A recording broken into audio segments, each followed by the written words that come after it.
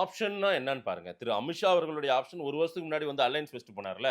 இதுல ரொம்ப ரொம்ப அதிகமா பெருசா தெரியறது எடப்பாடி. 20, 21%. 20 ஓகே அதுக்கு மதிப்பு குடுக்குறேன். உங்க வார்த்தைய நான் ஒத்துக்கிறேன். அவ்வளவுதான். 100க்கு 100 உங்க வார்த்தையை நான் ஒத்துக்கிறேன். உங்க ஸ்டேட்மெண்ட்டே நான் ஒத்துக்கிறேன். ரைட். அதுல பார்த்தீங்கன்னா 20, 21 இல்ல அன்டெஸ்டட் நாட் ப்ரூவா அல்லது வந்து சீமான் 8% அப்படின்னும்போது எடப்பாடிக்கு தான் முக்கியத்துவம் அதிகமா குடுக்கும் டெல்லி. ஆமாவா?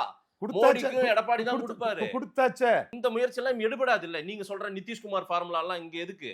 ஆனா எதுக்கு சொல்லிட்டு இருக்கீங்க? ஆர்டிங்கிறவன் மோடிக்காக செய்த அரசியல்ல தான் எடப்பாடி சரண்டர் ஆயிருக்காரு. நீங்க சீமான சிறுமைப்படுத்துறீங்களோன்னு எனக்கு வருத்தமா இருக்கு. என்னன்னா, பாடலிபுத்திரம் பல்டிராமன்னு பேரு நிதிஷ்குமார். அவரோட போய் எங்க அண்ணன் சீமான போய் நீங்க ஒப்பிடுறீங்க. அவர் எந்த இடத்துலயும் பல்டி அடிக்க மாட்டாருங்க.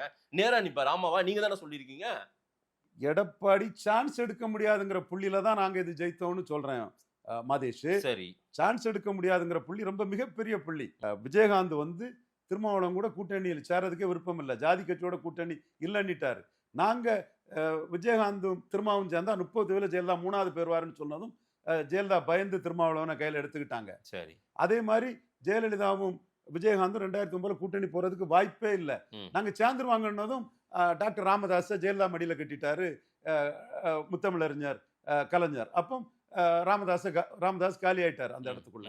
ஸோ இந்த சான்ஸ் எடுக்க முடியாதுங்கிற புள்ளிக்குள்ள சாதாரண யூடியூப்பரோ டீ கடையில் அரசியல் பேசக்கூடிய நம்முடைய சகோதரர்களோ, நம்மளும் டீ கடையில் பேசி தான் வந்தோம். அதனால அந்த சகோதரர்கள் நம்ம குறைச்சி சொல்லலை. யாரும் வந்து அந்த சான்ஸ் எடுக்க முடியாதுங்கிற புள்ளியை பார்க்க மாட்டான். சரி. அந்த பிளேயர் தான் சான்ஸ் எடுக்க முடியாதுங்கிற புள்ளியை பார்ப்பான்.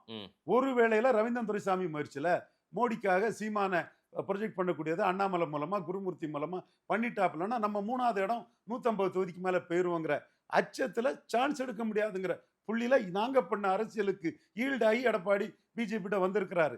இதை பிஎம் ஓட்ட நாங்களே கிளைம் பண்றோம். இப்ப எங்களுக்கு எதிராக பெட்டிஷன் மேல் பெட்டிஷனா தமிழக பாஜக தலைவர் போடும்போது எங்க கருத்துருவாக்கத்துக்கு அச்சப்பட்டு தான் வந்திருக்கிறாரு. நம்ம 20 கொண்டு வந்ததுல எங்களுக்கு மெரிட் இருக்கு, அதுக்குள்ள கன்சிடரேஷன் மோடிட்ட நாங்க கிளைம் பண்ணலாம்னு நாம சொல்லிட்டு இருக்கோம்னா சான்ஸ் எடுக்க முடியாதுங்கிற புள்ளியில எடப்பாடியை விழ வச்சோம்.